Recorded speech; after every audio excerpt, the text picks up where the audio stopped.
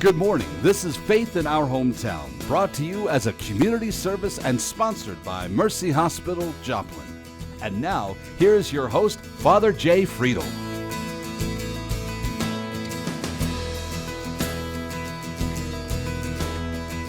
Well, happy Sunday, everyone. It's so glad you're here this morning on this beautiful Sunday morning. We're glad that you joined us for another Sunday morning of Faith in Our Hometown. We're glad that you're here, and you know, when we start talking to each other as people of faith, you know, it's interesting. We've always got a faith perspective on things. Now, it's very easy to look at some issues and say, well, how do you wind up with a faith perspective on that?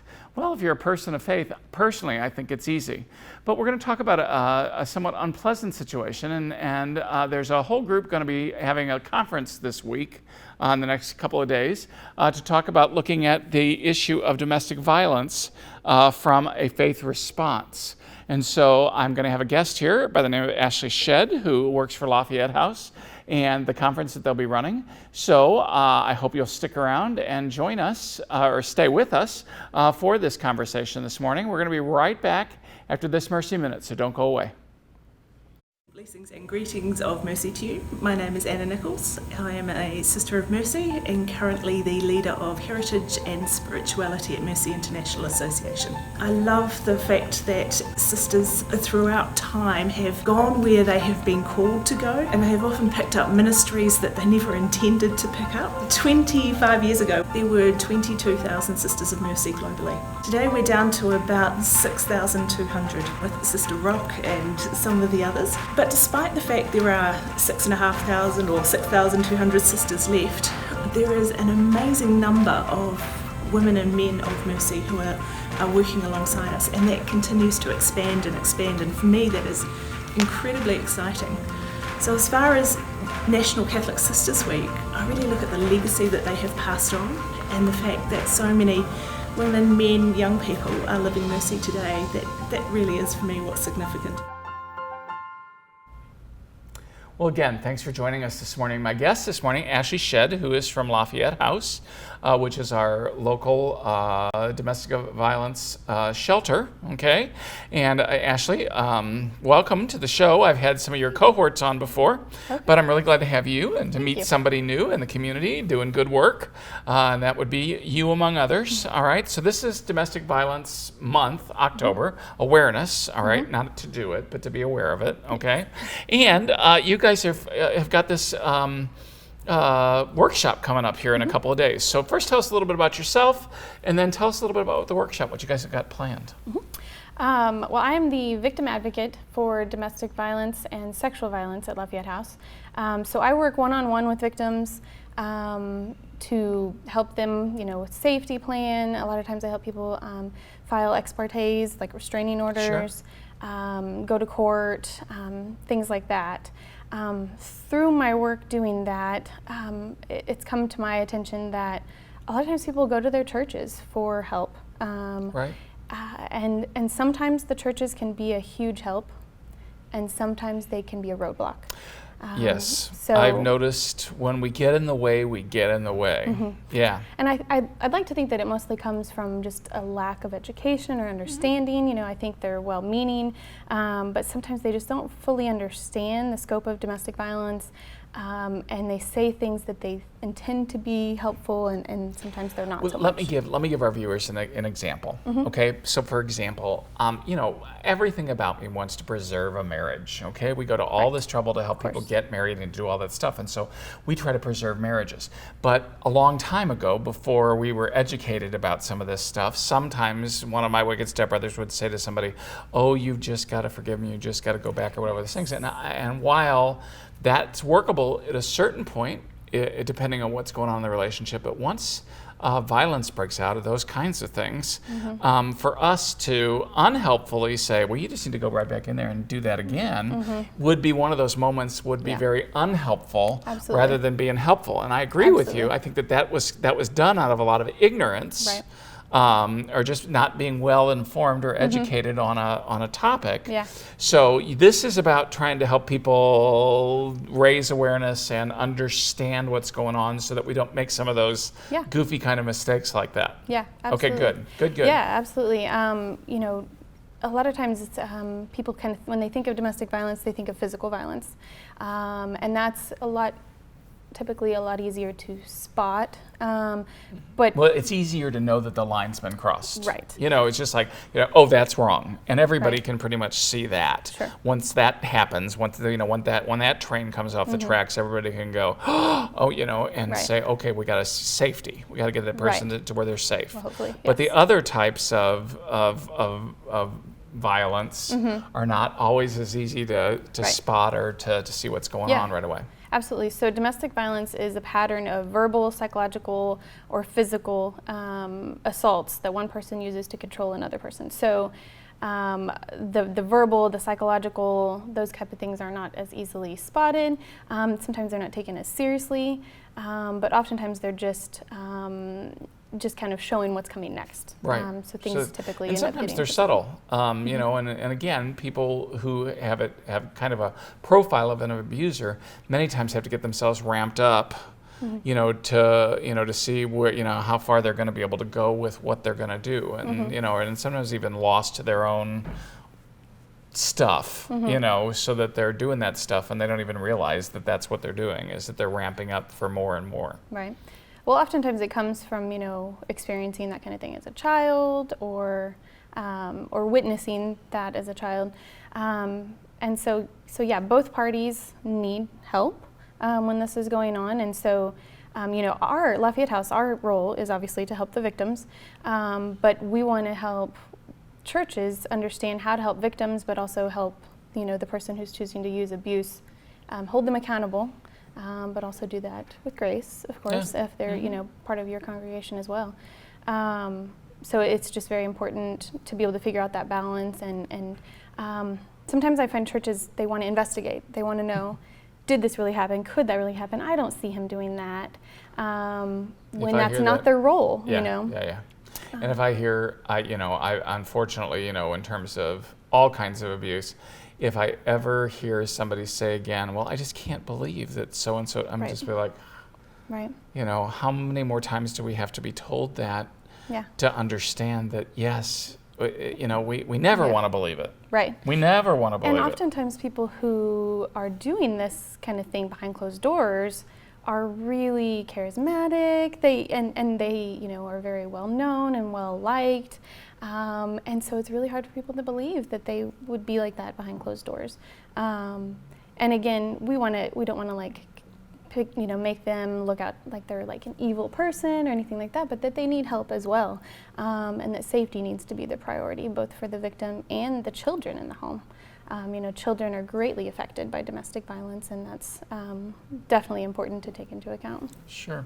So you guys are going to host this basically to try to teach people like me, or churches, or volunteers at churches. But who's your big target here for faith leaders? We would love to have senior pastors, but also people who do counseling, the pastoral care teams, people who lead groups within the church. Really anybody within the faith community that wants to learn more, and that and that would like to come be a part of the conversation. So.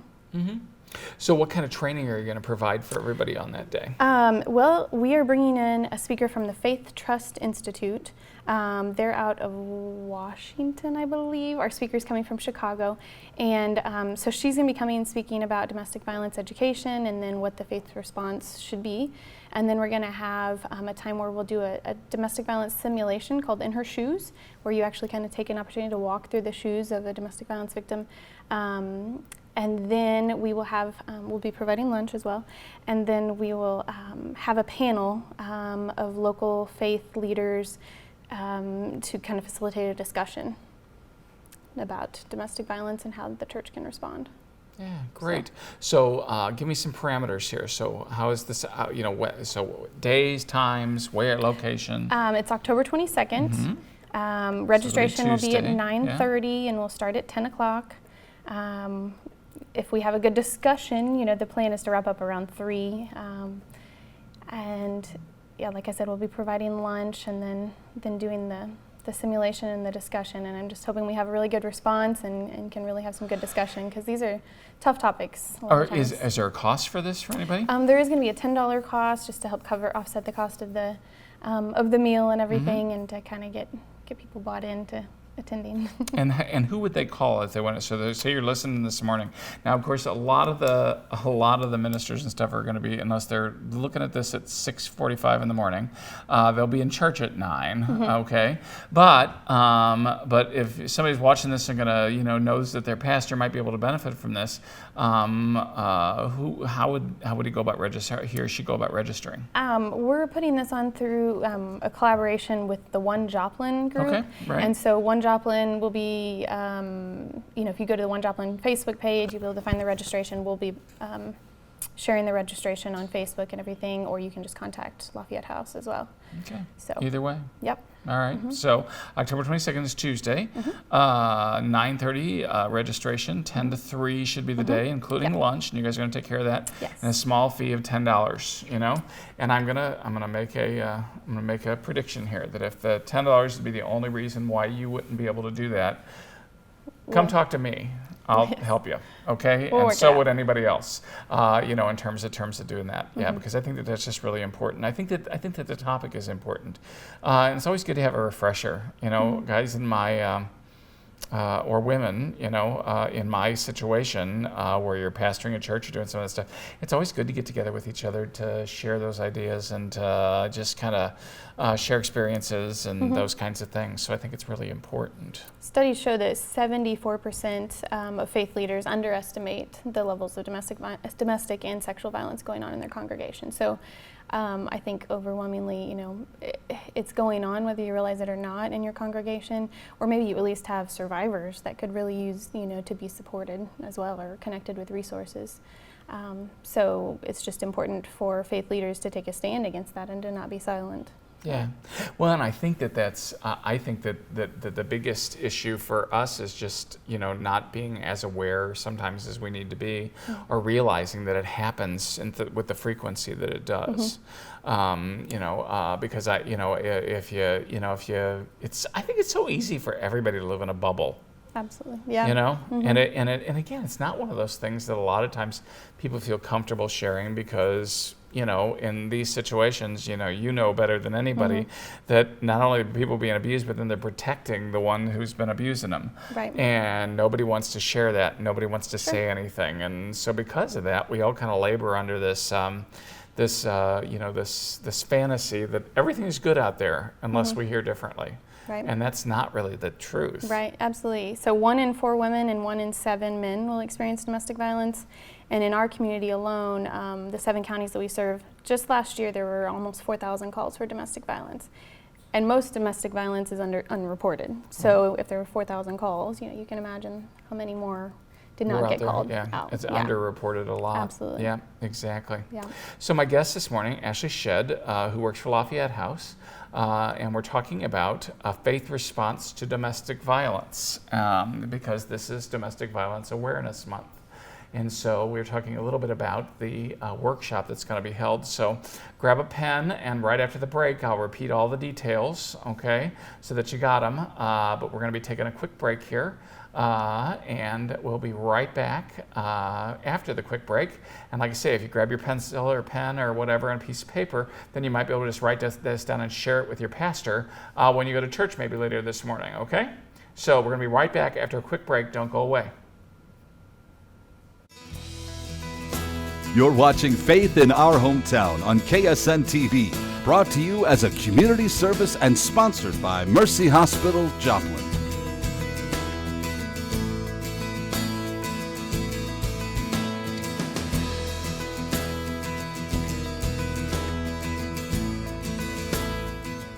So again, I'm here with Ashley Shead this morning, who works for Lafayette House. And again, the workshop that they're going to be having, which is a faith response to domestic violence, is going to be on this coming Tuesday, October the 22nd.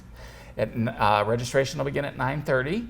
The program should run from around 10 to about 3. Lunch is included, and they're asking for a $10 donation, if it's possible, to help defray the cost of bringing in the speaker and providing lunch and all those kinds of good things. Did I miss anything in there, Ashley? I don't think so. That's Okay. pretty much it. All right. So if they want to, they can either get on and the One Joplin Facebook page, or they can call Lafayette House and still get registered. And you can actually even show up that day, obviously. Yeah, absolutely. So write that down. Give it to your pastors. Again, as we were talking about before the break, domestic violence is one of those things that's very, very often underreported, that we just don't know what's happening. Yeah. How do we raise our awareness, not just for the pastors and everything, but for other good churchgoers and people like that who may be sitting in a pew with somebody else that might be experiencing that?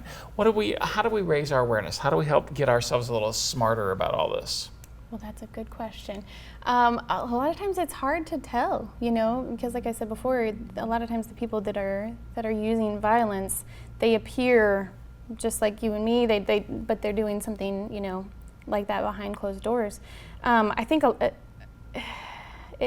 it's not necessarily, like I said, everyone's place to decide if it's really going on, to determine if it's true or not, but to believe victims, to take a stand against it, to make it known that violence is not okay for any reason, and as well as manipulation, control, emotional abuse, things like that.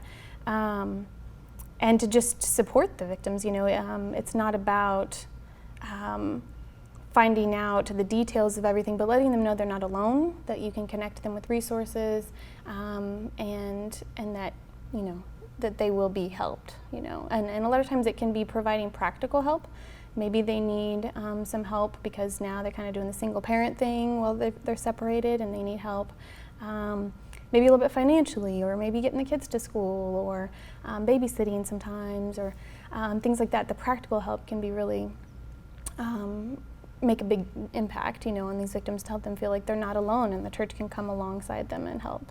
So. Yeah, I'd like you to address one of those questions that I think comes up very regularly, and that is that whole thing about, sometimes putting, re-traumatizing a victim because sometimes of our reaction, asking, kind of putting them on trial. Yeah. It's just like, what do you mean this happened? Well, why are you calling it violence? Why are you doing this? So how, when somebody starts to share something like that, how do we need to be ready to engage a person like that? Because I think sometimes, again, good meaning and well-intentioned people, just because it's so shocking to them when they first hear about it, that they kind of re-traumatize a person by putting them on trial. Yeah. What are more helpful ways for us to be able to respond in moments like that? Well, like I said, I think it's not about trying to find out if it's true, if it really happened, but letting them know that they're not alone, that they're supported, that everybody deserves to be treated with respect. Everybody deserves to have a violence-free home, a safe home, a place that they feel, that they can go to and be, safe.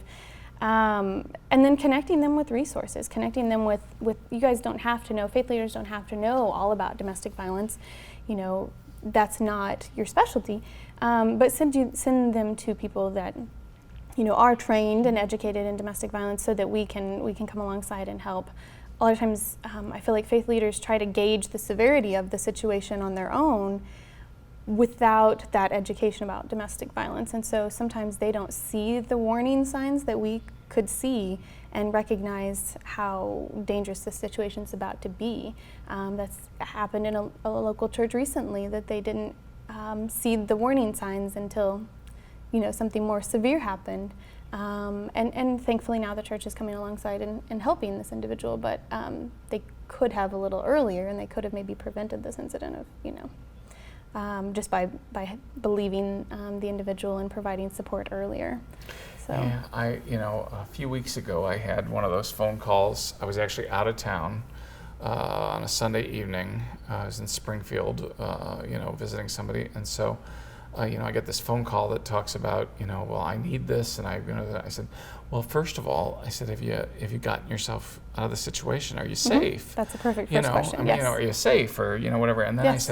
I said, well, then have you talked to anybody about this? Because I said, if the person who has been abusing you is still got access to you, we need, you need to talk to somebody that can get you to a safe place. And I'm not there to be, I'm not there to be able to help you. Right.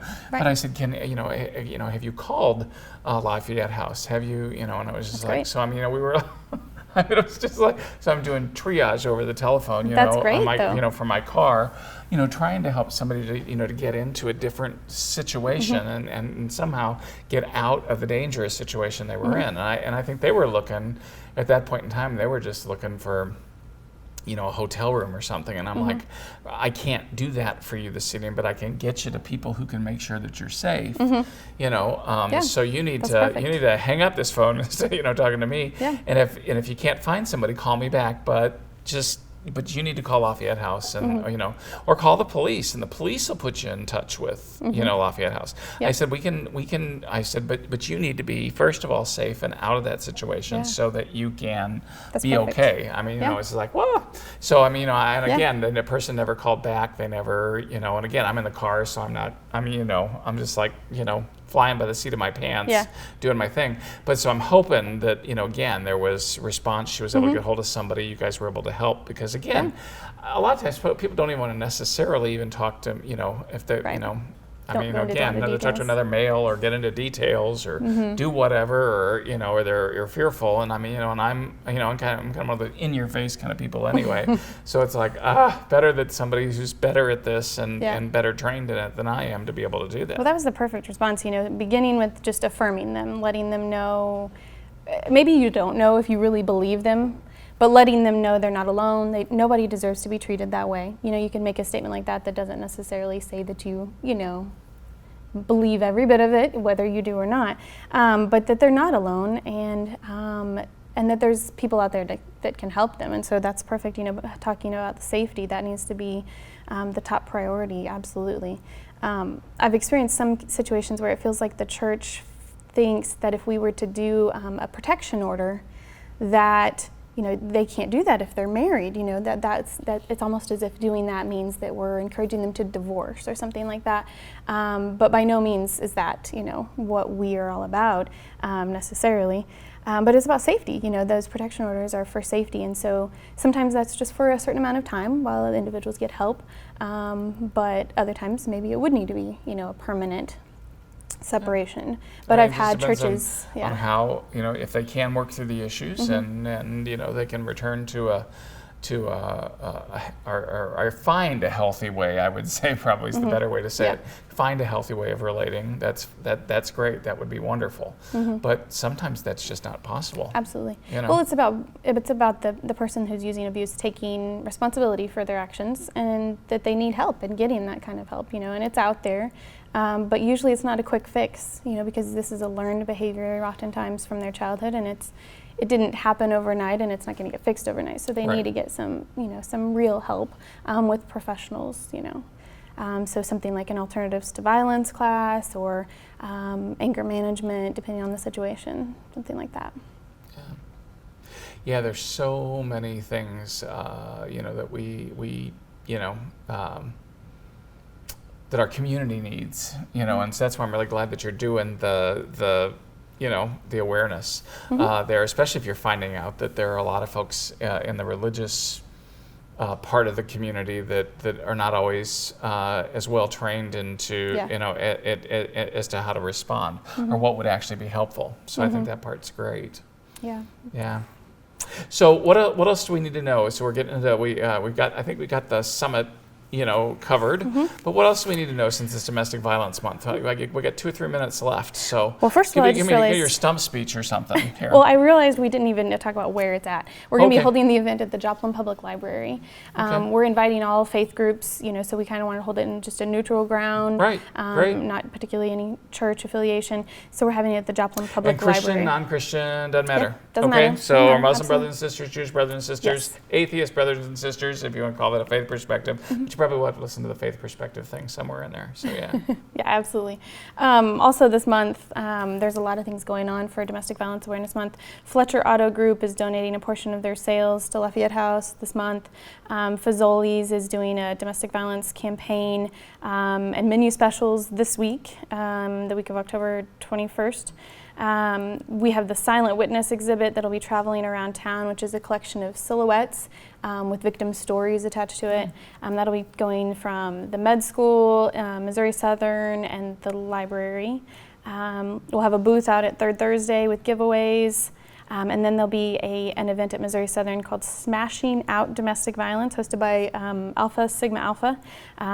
They'll be hosting a pumpkin smashing event to raise awareness and money for Lafayette House as well. So a lot of events going on. Smashing pumpkins. And that'll be October 25th. Fight domestic violence. There you go. Yeah, well, college kids, you got to get their attention somehow. You got to find some way of getting everybody to show up so you can talk about what's important. And that's one way that is kind of fun. Yeah. So and it's good because the other thing is that women are very good about making sure that the men show up, so that the men get the education as well, which I think is really, really important. Yeah, so my guest this morning, Ashley Shead from Lafayette House, because it's Domestic Violence Awareness Month. And we're talking about the faith response to domestic violence and what we can do as churches. So we're going to be right back after this Mercy Minute to do our wrap up. So don't go away, and we're going to be right back. You can't start living until you're healthy. My name is JT Amos. Basically, if there's food inside of this hospital, I'm responsible for it. At 332 pounds, I would always order the biggest meal so I could feel full at the end of it. Since I'm an executive chef, it's about my relationship with food. I'm gonna try that, and then I'm gonna try it again, and I'm gonna try it again, and I'm gonna try it again. Now I try it because it's part of the job, and then I let it go. I've always been a very physical person, never let my weight get in my way, but I would suffer the next day, and I would suffer that night because I'd be in just so much pain, my legs would hurt. Now I can do 2 or 3 days in a row and not really hurt. I play with my 5-year-old daughter, we go ride roller coasters, we go do things now. A journey is what it was. I chose Mercy for the bariatric surgery because I want somebody to be with me through a lifetime. So if I am going off the rails, for them to go, JT, you need to come back up, look at what you're doing. And everything just goes into place, and it's truly you're a better person.